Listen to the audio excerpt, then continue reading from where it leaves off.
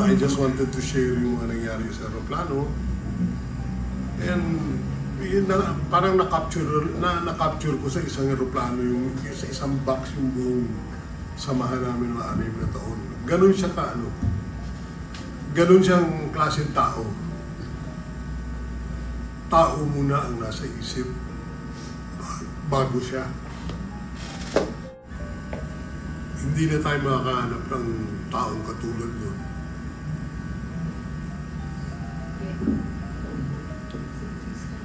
Kind of confirming the waiver that he signed.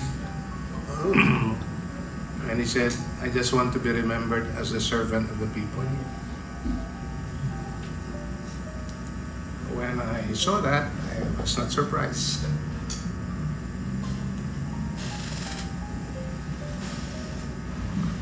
Ito nga, itong mga ganito, hindi ako naglalabas yung mga interview.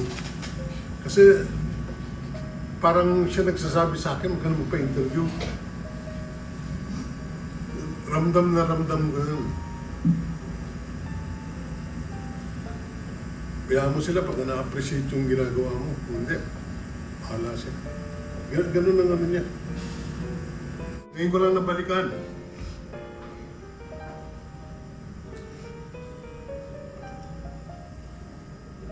Nakasmile pa rin siya.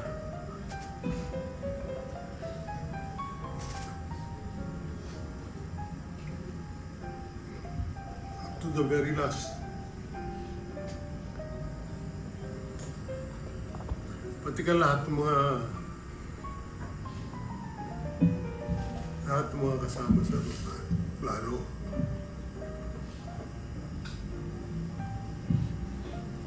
Halos nag-iiyakan.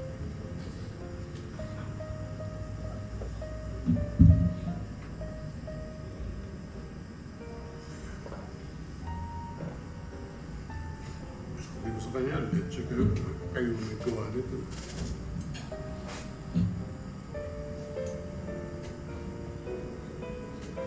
Ano na sa amin, let's check kayo.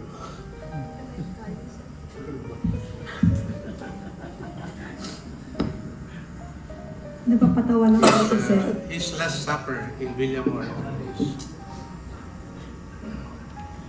ito po, simpleng hapunan before he was brought to me.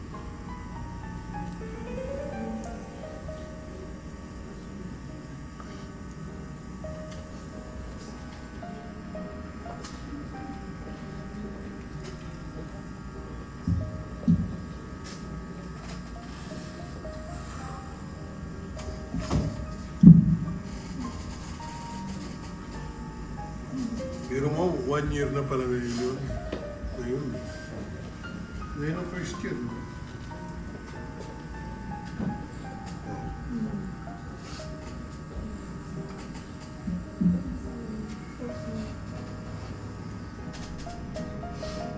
For those of you who don't understand the man, I would invite you to go to Davao at puntahan nyo yung House of Hope at Bahay Kalinga. Yan yung dalawang advokasya ng dating bunga. And perhaps you will know and understand the kind of man that he is.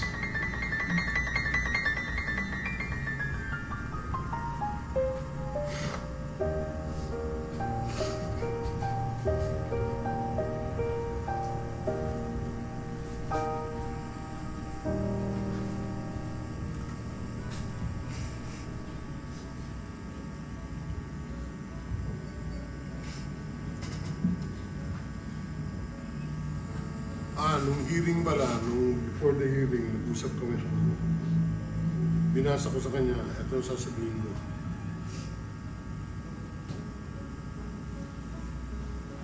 So I read yung script, yung manifestation ko.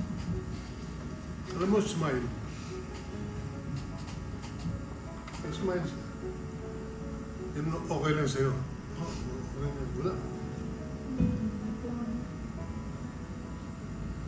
Sabi nga sa kanya, pasensya ka sa English ko minsan. Hindi, okay lang yan.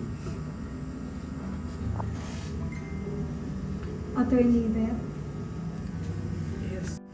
First of all, I would like to speak on what the former president has been oft repeatedly saying, that whatever cases that you think you would file against me, he would always say, I will assume full legal responsibility. Ibig sabihin, haharapin niya. Kahit saan, haharapin niya.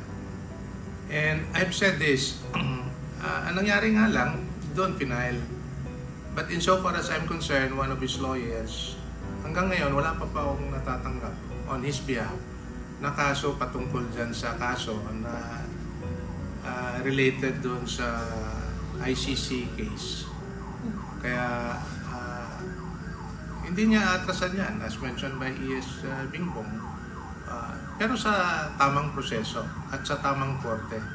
And as mentioned doon sa video, in his words, he wants to be tried before a Filipino court, tried by a Filipino judge. So, pabalik-balik niya sinasabi yan.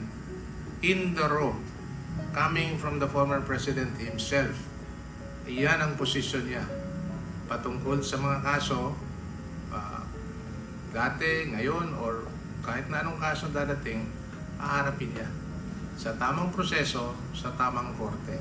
And that is before a Philippine court. Alam mo, sabi ko sa kanya, hindi tama itong ginagawa mo. Hindi tama itong ginagawa sa iyo, Mr. President. Ang sagot niya sa akin, ano to? Siya pa nagpapacify eh. Consequence ito ng leadership ko. Sige na.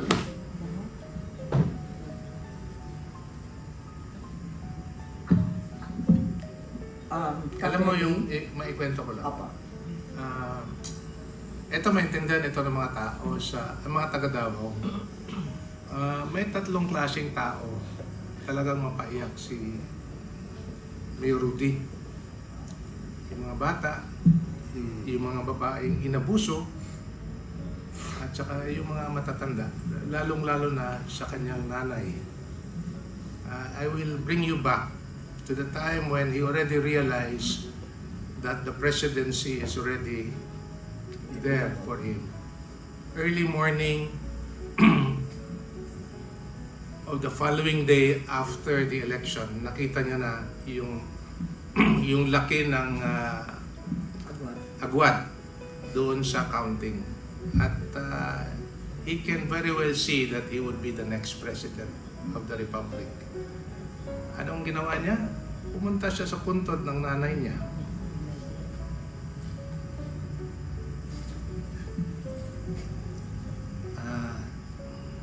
Nagdasal sa puntod ng papa niya at sa nanay niya. Nagdasal at sinabi, "Kabangi ko ma, tulungan mo ako